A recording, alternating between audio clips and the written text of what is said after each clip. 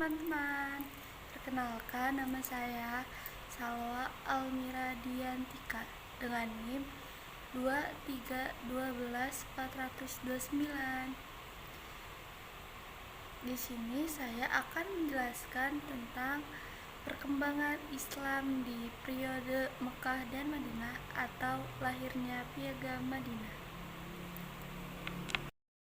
Perkembangan Islam periode Mekah dilalui oleh Nabi Muhammad dengan beberapa strategi. Yang pertama, dakwah secara rahasia. Nabi Muhammad SAW mengajak manusia untuk menyembah Allah semata dan menyuruh meninggalkan berhala.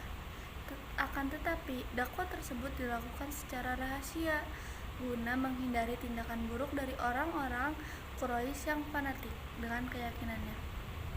Nabi SAW belum melakukan dakwah di majelis-majelis umum untuk orang Quraisy dan tidak melakukan dakwah kecuali kepada orang terdekatnya. Orang-orang pertama yang masuk Islam seperti Khadijah binti Khuwailid dan Ali bin Abi Thalib, Zaid bin Haritha, mantan budak Rasulullah SAW, dan Abu Bakar bin Abi Quhafah, Utsman bin Affan, Zubair bin Awam, Abdurrahman bin Auf, dan Sa'ad bin Abi Waqqas. Mereka ini bertemu dengan Nabi SAW rahasia. Apabila salah seorang di antara mereka ingin melaksanakan salah satu ibadah, mereka pergi ke lorong-lorong Mekah secara tersembunyi dari pandangan orang-orang Quraisy, dan ketika penganut Islam sudah mencapai lebih dari 30 lelaki dan wanita, Nabi SAW memilih tempat salah seorang dari mereka, yaitu rumah Al-Arqam bin Abi Al-Arqam, sebagai tempat pertemuan. Yang kedua, dakwah secara terang-terangan.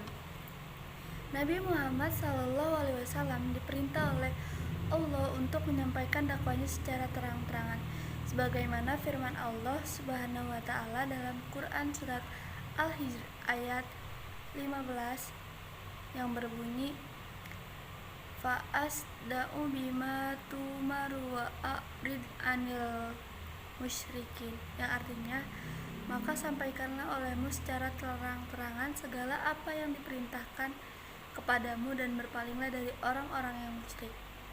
Dan terdapat juga di Quran surat Al-Ash-Shura ayat 26 yang berbunyi, wa anzir ashirakal aqrabina wa ahfid janahaka limanittaba'ak minal mu'minin, yang artinya, dan berilah peringatan kepada kerabat-kerabatmu yang terdekat dan merendahlah dirimu terhadap orang-orang yang mengikutimu, yaitu orang-orang yang beriman. Dakwah Nabi Muhammad SAW secara terang-terangan ini mendapat tantangan dan ditolak oleh bangsa Quraisy dengan alasan bahwa mereka tidak dapat meninggalkan agama yang telah diwariskan oleh nenek moyangnya, dan tradisi tersebut sudah berakar dalam diri mereka. Rasulullah pun sedikit memberi reaksi untuk mengingatkan mereka akan perlunya membebaskan pikiran dari belenggu taklid. Selanjutnya, Nabi Muhammad SAW menjelaskan bahwa Tuhan-Tuhan yang mereka sembah itu tidak dapat memberikan faidah atau bahaya sama sekali. Yang ketiga, hijrah pertama dalam Islam. Ketika Nabi Muhammad SAW melihat keganasan kaum musyrik, hari kian bertambah keras, dan beliau tidak dapat memberikan perlindungan kepada kaum muslimin. Maka beliau berkata kepada mereka, alangkah baiknya jika kamu dapat berhijrah ke negeri Habasyah, karena di sana tempat seorang raja yang adil sekali. Di bawah kekuasaannya tidak seorang pun boleh dianiaya. Karena itu pergilah kamu ke sana sampai Allah memberimu jalan keluar kepada kita, karena negeri itu adalah negeri yang cocok bagi kamu. Maka berangkatlah kaum muslimin ke negeri Habasyah demi menghindari fitnah dan lari menuju Allah dengan membawa agama mereka, Hijrah ini merupakan hijrah pertama dalam Islam. Di antara kaum muhajirin yang terkenal adalah Utsman bin Affan beserta istrinya Ruqayyah binti Rasulullah SAW, Abu Hudzaifah beserta istrinya Zubair bin Awam, Mus'hab bin Umar, dan Abdurrahman bin Auf. Pada akhirnya para sahabat Rasulullah SAW sebanyak 80 lebih berkumpul di Habasyah. Yang keempat, hijrah Rasulullah SAW ke Taif. Setelah mereka berbagi siksaan dan penderitaan yang dilancarkan oleh kaum Quraisy, Rasulullah SAW berangkat ke Taif mencari perlindungan dan dukungan dari Bani Tasik dan berharap agar mereka dapat menerima ajaran yang dibawakannya. Setibanya di Taif, beliau menuju tempat para pemuka Bani Tasik sebagai orang-orang yang berkuasa di daerah tersebut. Beliau berbicara tentang Islam dan mengajak mereka untuk beriman kepada Allah, tetapi ajaran beliau ditolak mentah-mentah dan dijawab sangat kasar. Kemudian Rasulullah SAW bangkit dan meninggalkan mereka, seraya mengharap supaya mereka bangkit menyembunyikan berita kedatangan Nabi dari kaum Quraisy. Tetapi mereka menolaknya. Bani Tasik justru mengerahkan penjahat dan para budak untuk mencerca dan melemparinya dengan batu, sehingga mengakibatkan cedera pada kedua kaki Rasulullah SAW. Zaid bin Haris berusaha melindungi Nabi dari serangan, akan tetapi beliau kewalahan dan akhirnya ia sendiri mengalami cedera pada kepalanya. Kelima, permulaan kaum Ansar menganut Islam. Setiap musim haji, Rasulullah SAW selalu menemui kabilah-kabilah yang datang ke Baitul Haram, membacakan kitab Allah kepada mereka dan mengajak untuk mentauhidkan Allah. Tetapi tidak seorang pun yang menjemput ajakannya. Pada tahun ke-11 kenabian, Rasulullah SAW mendatangi kabilah-kabilah sebagaimana yang sering dilakukannya setiap tahun. Ketika berada di Aqabah itu suatu tempat di antara Mina dan Mekah, tempatnya melempar jumroh, Nabi SAW bertemu dengan sekelompok orang kabilah Khahraj yang sudah dibukakan hatinya oleh Allah untuk menerima kebaikan. Rasulullah SAW bertanya kepada mereka, "Kalian siapa?" "Kami orang-orang kabilah Khahraj." Beliau bertanya lagi, "Apakah dari orang-orang bersahabat dengan orang Yahudi?" Mereka menjawab, "Ya, benar." Nabi Muhammad SAW bertanya, "Apakah kalian bersedia duduk bersama kami untuk bercakap-cakap?" Jawab mereka, "Baik." Lalu mereka duduk bersama Nabi SAW. Rasul pun mengajak mereka beriman kepada Allah dan menawarkan Islam kepada mereka, dan akhirnya mereka menerima Islam sebagai ajarannya. Setelah pembaitan tersebut, pada tahun berikutnya 12 orang lelaki dari Ansor datang di musim haji menempati Rasulullah SAW. Kemudian mereka berbait kepada Rasulullah SAW. Setelah pembaitan, para utusan kaum Ansor itu pulang ke Madinah. Bersama dengan mereka, Rasulullah SAW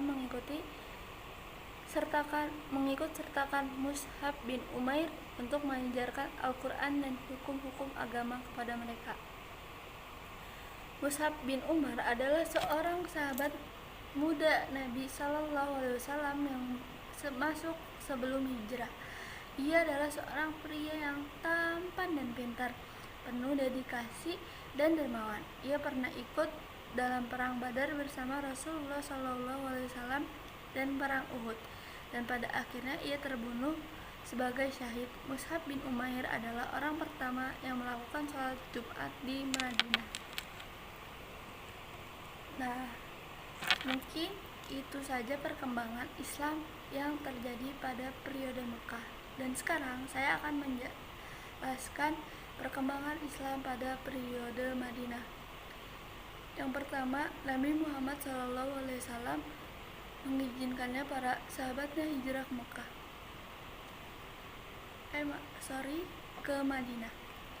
Ibnu Sa'ad di dalam kitab At-Taubah menyebutkan riwayat dari Aisyah radhiyallahu anhu.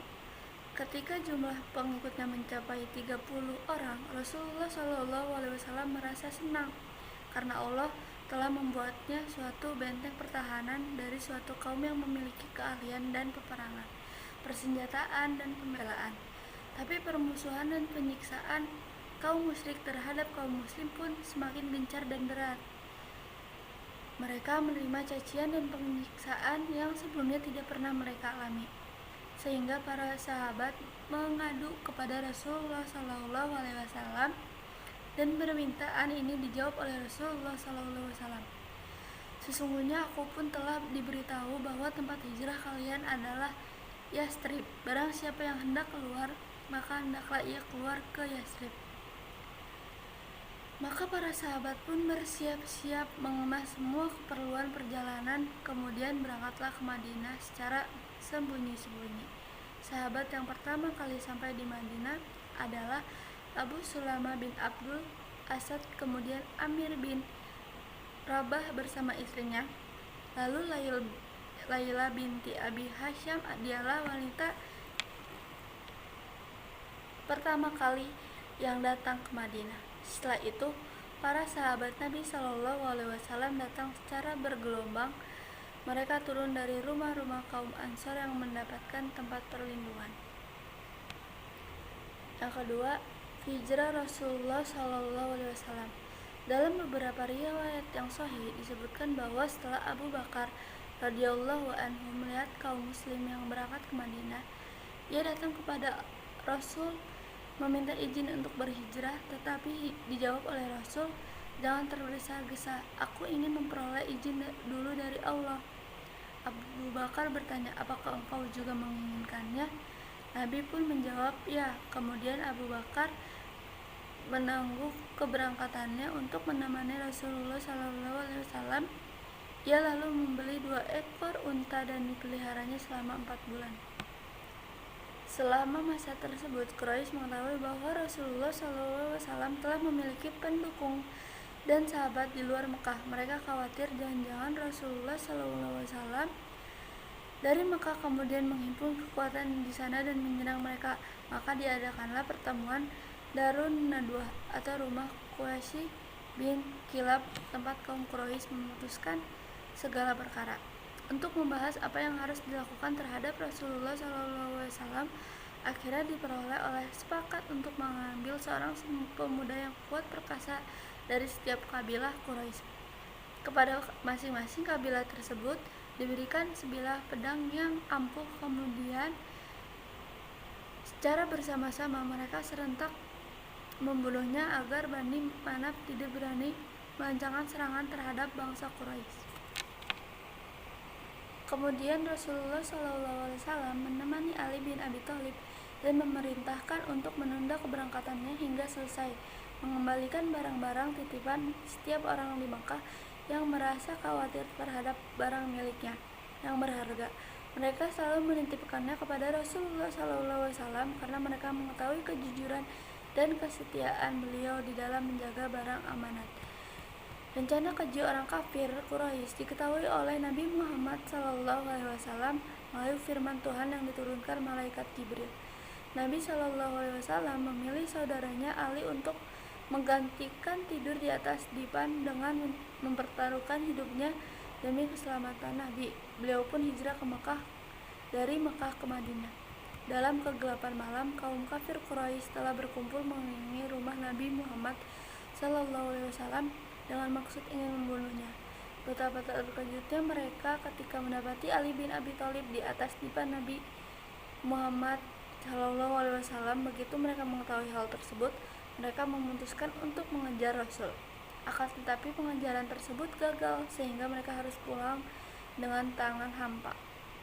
Dan ketika Nabi Muhammad datang di kota Madinah, beliau disambut dengan hangat oleh penduduk kota yang menantikan kedatangan mereka. Setiap penduduk berlomba meminta Rasulullah SAW untuk berdatangan ke rumah mereka. Tapi Rasulullah SAW berkata, "Berilah jalan pada untaku ini, aku akan menjadi tamu orang yang di depan pintunya unta ini berhenti." Nah, mungkin itu saja pembahasan tentang perkembangan Islam pada periode Madinah. Dan sekarang adanya Piagam Madinah. Sebelum lahirnya Piagam Madinah, hak manusia tergantung pada adat istiadat atau disebut dengan adat yang terdapat pada setiap suku. Karena sebelum lahirnya Piagam Madinah, sering terjadinya perkelahian dan di mana jaminan keamanan mereka tergantung pada kekuasaan kabilah-kabilah masing-masing. Pemimpin kaum juga, segala undang-undang adat dan keadilan sosial tidak ada di kota Madinah. Maka lahirlah Piagam Madinah untuk mendamaikan kabilah-kabilah yang bertengkar tersebut. Piagam tersebut membuat hak-hak golongan minoritas. Piagam Madinah juga mengatur kebebasan berpendapat, perlindungan terhadap hak sipil, dan mengatur kebebasan memperkenalkan ide nasionalisme dan negara dalam luas. Prinsip Piagam Madinah menjamin persamaan hak dan kewajiban setiap individu tanpa membedakan ras, kepercayaan, dan bahasa. Piagam Madinah lahir berdasarkan kondisi sosial masyarakat Madinah yang berheterogen, baik kondisi keamanan publik, politik, ekonomi, dan suku bangsa. Semua kondisi tersebut sangat rentan memicu konfliknya di antara mereka. Untuk itu, lahirnya Piagam Madinah dalam usaha meredam munculnya konflik di antara mereka. Mungkin itu saja yang saya bisa bahas.